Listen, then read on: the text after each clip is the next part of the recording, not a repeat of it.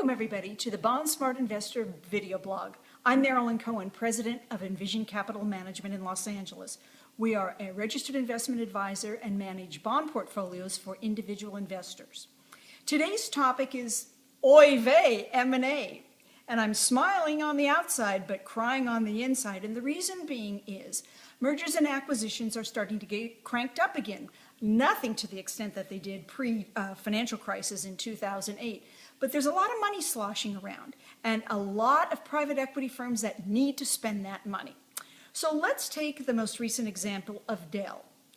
It seems to me that chatter turned into talk, which turned into negotiations, and then of course the announcement was made that Dell would be taken over by Silver Lake Partners, Mr. Dell himself, and some outside other institutional investors.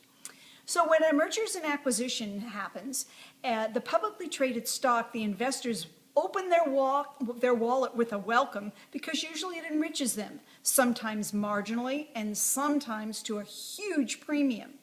But those of us in bond land, many times we end up in bond purgatory. And the reason being, most mergers and acquisitions are executed with debt and sometimes an enormous amount of debt. Dell right now has a little bit less than $6 billion in bonds. The whole deal is over $25 billion.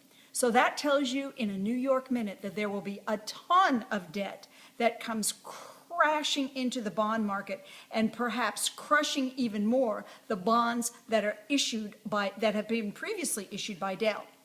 So that's exactly what we saw happen.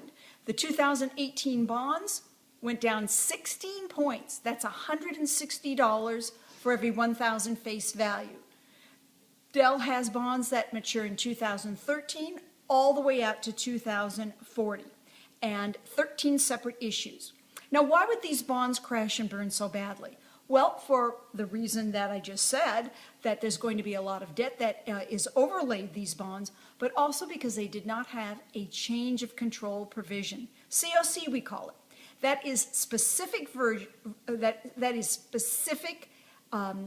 verbiage in each bond indenture that says whether or not there are any covenants of change of control. So in plain English, that means if an M&A transaction happens to occur, then you, the bondholder, will have protection.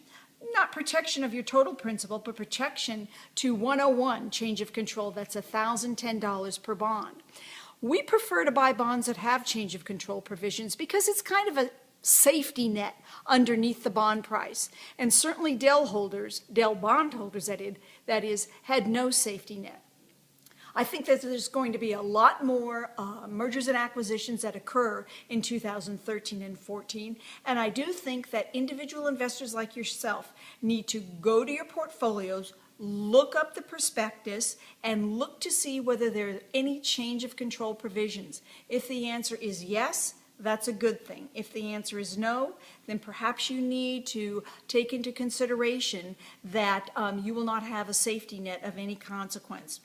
Many times bonds can get crushed beyond your wildest dreams. Many times it doesn't really matter. In the short-term Dells, it didn't matter. The 2013s and 2014 bonds barely moved, but the longer-term ones, they did, in my opinion, get crushed. So buyer beware, know what's under the hood, know what you own, and know whether change of control is part of your portfolio. I'm Marilyn Cohen. If you enjoy these video blogs, I'll be happy to send you a link monthly to listen to more Bond Smart Investor ideas. You can email us at envisioncap.com. Happy investing, everybody.